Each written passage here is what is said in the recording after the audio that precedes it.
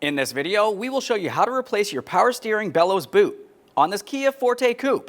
This is part of your front steering and suspension, located behind your front wheel. Let's get into it. Okay friend, let's get started on our job. The first thing we need to do is safely raise and support the front of the vehicle so the wheel's off the ground and the suspension's hanging. To remove the wheel, we're going to remove all 5 of our 21mm lug nuts, and then we can get the wheel off of here.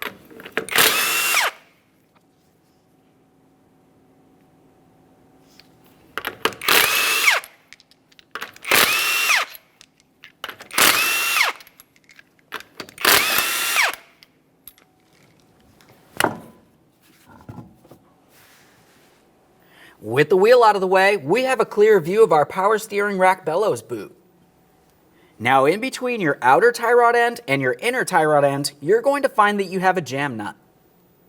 To be able to loosen this, we want to hold the outer tie rod end and use a 22mm to turn this towards the inner tie rod end. We'll hold the tie rod end with a 21, 22 for the jam nut, turn that clockwise. Once you have movement from this area, we'll be making our way to our brake caliper. Now for the caliper, the first thing we need to do here is carefully push back our caliper piston, which is located inside this area. To do this, you can use a small pry bar. We'll use that pry bar directly inside of this port and pry up against the brake pad or the brake rotor, being careful not to cause any damage. We need to push that piston in.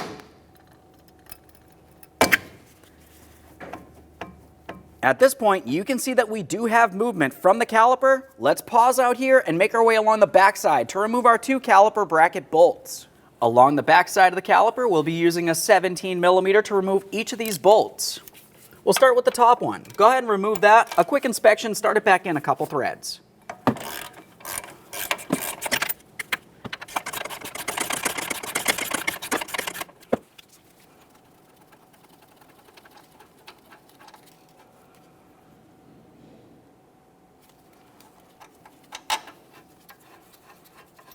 With that started in a couple threads, we'll continue on to fully removing the lower bolt as well.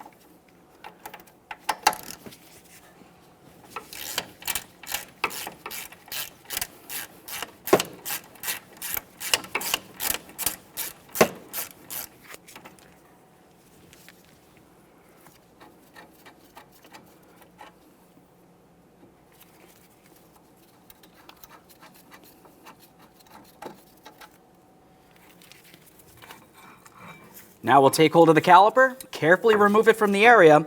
A quick inspection of the brake pads and the caliper itself. Once you confirm that looks good, go ahead and hang it aside, putting no pressure on the flex hose.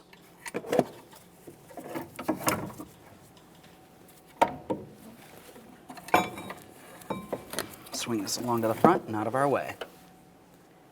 With the caliper out of the way, we can start dislodging the outer tie rod end from the steering knuckle. This is typically held in place with a locking cotter pin. For that, you do want to remove the cotter pin, and it's always a good idea to replace it. You can use some cutters for this or whatever you might happen to have. Just set that aside for recycling. Use a 17mm to remove the mounting nut. A quick inspection and start it back on there, just a couple threads.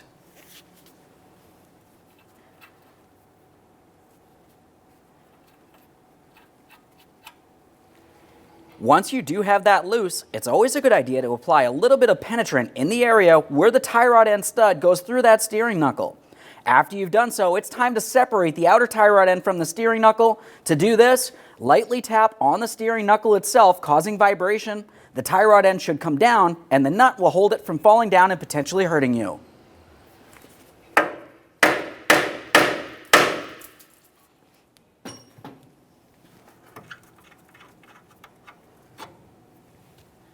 Continuing from here, we're going to have to unscrew the outer tie rod end from the inner tie rod end. To do this, we'll be turning this counterclockwise, and while we're turning it counterclockwise, we're going to count the amount of turns it takes to remove it from the inner tie rod end.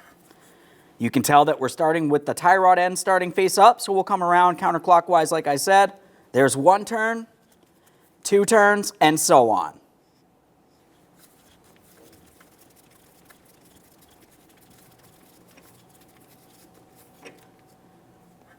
I had approximately 12 turns. Your results may vary. Go ahead and write that number down. There it is, friend. A quick inspection and we'll set this aside. With the outer tie rod end out of the way, we're going to continue on back at that 22mm jam nut. Go ahead and remove that from the inner tie rod end. A quick inspection of that to make sure it is still reusable, set it aside. Now we can start removing the bellows boot. For the bellows boot, you'll find it's held in place with two clamps. One of them, the outer one's reusable. The inboard one is a single-time use. For the outer one, it's just a squeezable clamp. Go ahead and squeeze on that with some pliers and remove it. A quick inspection to make sure that's reusable and set it aside. We'll use an angled pick to break free the bellows boot from the inner tie rod end. You can use some lubricant if necessary. Right along this area, go way around.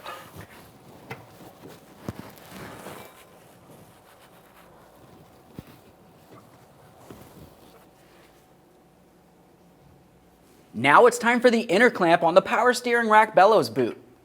For this, we're going to have to tap on this area of the clamp, break it free, remove the clamp, and then we can remove the boot from the inner tie rod end and power steering rack. To break this free, I'm just going to use a long pry bar and a hammer. It's pretty much ready to come off now.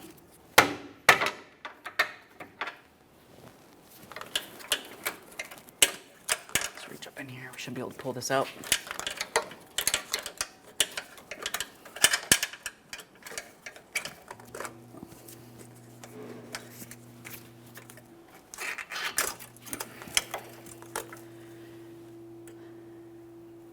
Go ahead and take hold of that power steering rack bellows boot. We'll give it a little twist to break it free and pull it out and away.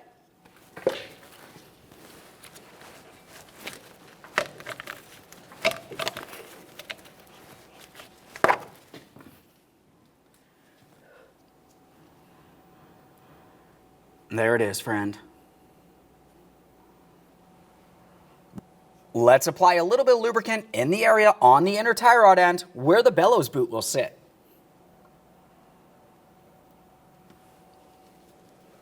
It's time to install the power steering rack bellows boot.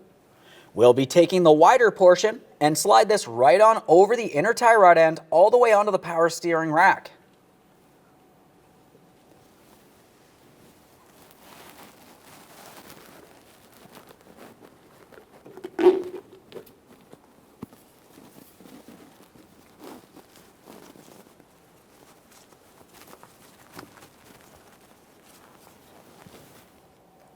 With that boot properly secured, we'll continue on with a wire tie.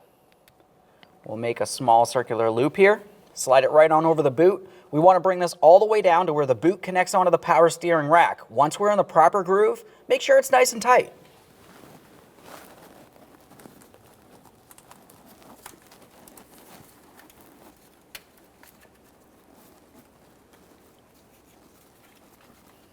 Just double check and make sure we're on the boot.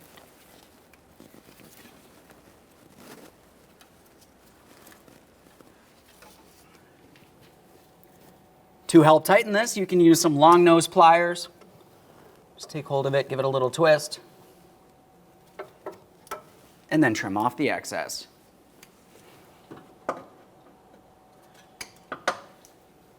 With the inboard clamp in place, we'll continue on with the outboard side here. We want to make sure the bellows boot's sitting in the proper groove on the inner tie rod end. We'll continue on with the outboard clamp. If you're not reusing your original clamp, go ahead and use a wire tie. Make sure it's in the right place and tight.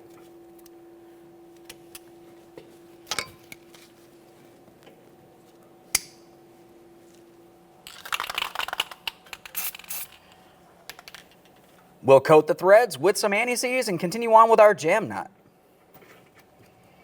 Bring this about halfway down the threaded portion there.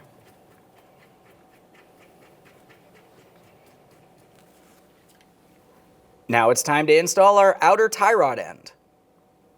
We'll start this on by hand. Once you do have it started on, you need to reinstall it the same amount of turns as it had taken to remove it originally. 1, 2, and so on.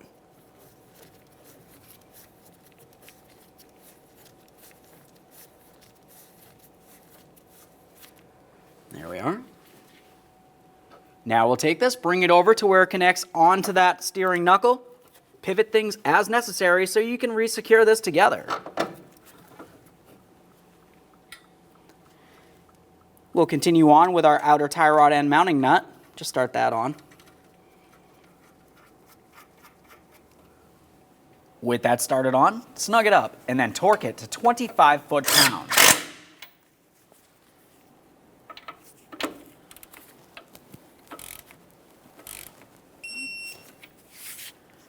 Once you have that torqued, the next thing you need to do is pay attention to the slots that are on the mounting nut in comparison to the hole that goes through the tie rod stud. We need to make sure they're aligned so we can put the locking cotter pin through. If it's not properly aligned, continue tightening the mounting nut until the very next slot is. After that, continue on with that locking cotter pin.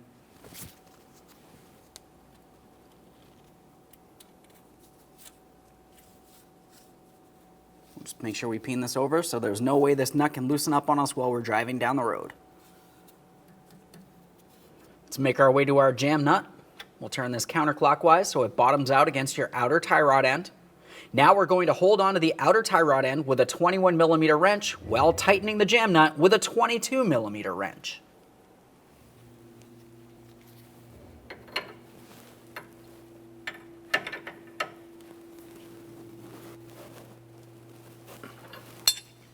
Make sure that's nice and tight.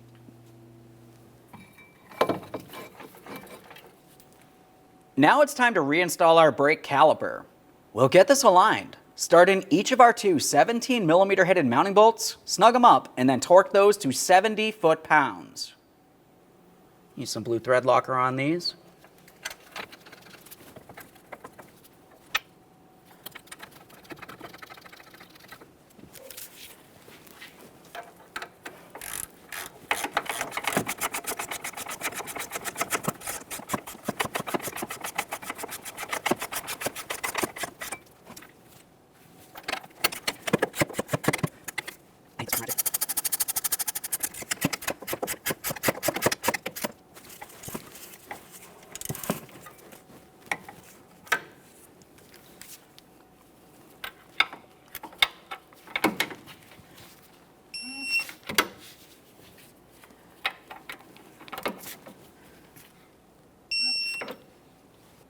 One last quick inspection in this area, and we can reinstall our wheel.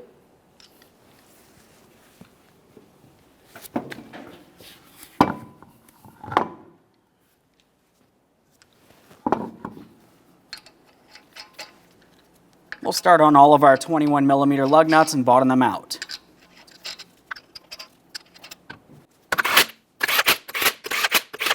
With the wheel back on the ground, we'll be torquing each of our 21mm lug nuts to 80 foot-pounds in a crisscross manner.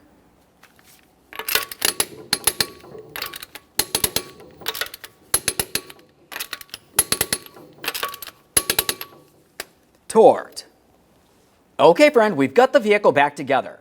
At this point, you want to go ahead and pump up that brake pedal, take your vehicle for a road test down to your local alignment shop. Thanks for watching. When only the best will do, demand TRQ. The only company that lets you view before you do. TRQ is committed to offering the highest quality aftermarket auto parts that are engineered for peace of mind. Thanks for using and viewing with TRQ.